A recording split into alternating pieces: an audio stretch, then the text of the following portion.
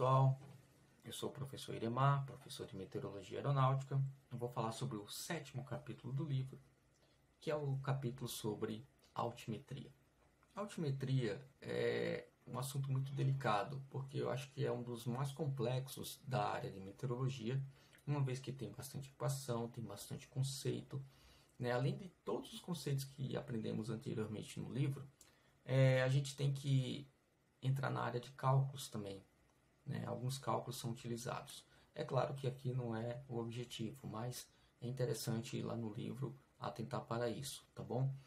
No total, eu vou resumir o que vamos falar no capítulo. A gente fala um pouco de relembrar a atmosfera padrão, aquela tal da ISA, né? Porque é fundamental, a altimetria a gente só utiliza a atmosfera padrão, não utiliza a atmosfera real, do mundo real, né?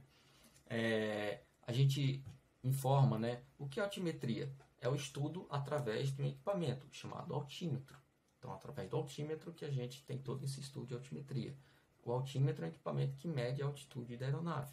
E daí tem vários tipos de altitude. A altitude absoluta, que é também chamada de altura, que é em relação a um ponto em que a aeronave está até o nível do solo imediatamente abaixo dela, ou altitude, o ponto em que ela está, altitude indicada, ponto onde ela está, até ao nível do mar. Então tem esses conceitos diferentes, no livro explica.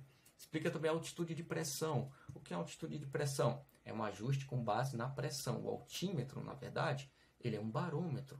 A gente chama altímetro como barômetro aneróide. Então, dentro do altímetro, daquele equipamento, da casca, eu tenho lá um sistema de engrenagens e eu tenho lá como se fossem umas lâminas que conseguem variar de tamanho, como se fossem uns discos que variam de tamanho de acordo com a pressão. Então, a altitude de pressão, a gente mostra o conceito.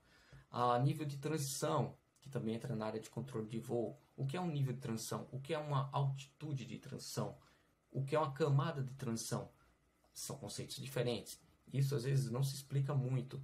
A gente tentou explicar de uma maneira mais didática aqui nesse livro, né? Diferença entre altitude, altura, altitude de transição, nível de transição e camada de transição. Além disso, eu até coloquei algo diferente. Coloquei um recorte de uma carta, né, de uma IAC de um aeroporto para conseguir mostrar onde é que eu vejo a altitude de transição numa carta aeronáutica. Então a gente tentou deixar um pouco mais operacional, né? Porque realmente a altimetria é um pouco mais complexo, é um assunto um pouco mais difícil. Então a gente dá esse conceito. Eu fiz até um desenho que ele mostra aí quando a aeronave está vindo de cima para baixo, né?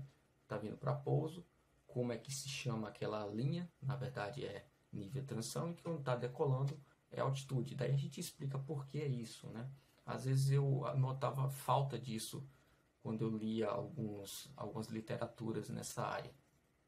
Altitude de densidade, algo muito importante para um planejamento de um voo, o peso da aeronave, balanceamento e o que vai influenciar a altitude e densidade. No livro a gente também explica. Altitude verdadeira, dos cálculos, como é que tem que ser feito a altitude verdadeira, né? Altitude calibrada, o fator D, que é o tal do fator de diferença entre a pressão atmosférica padrão e a pressão atmosférica real, tem um fator D para saber se a aeronave está voando um pouco mais acima ou um pouco mais abaixo do que realmente está informando no altímetro, né? Tudo isso dos cálculos também. Os códigos Q, então a gente vai diferenciar agora QNE, que é o próximo para o 1013, o QNH, né, que é a pressão real na verdade é a pressão do aeroporto relativa ao nível do mar, né? O QFE é a pressão real do aeroporto, naquele nível do aeroporto, independente da altitude que ele esteja, qual é a pressão real daquele aeroporto, é o QFE. E o QNH é daquele aeroporto se ele estivesse no nível do mar, a gente explica também.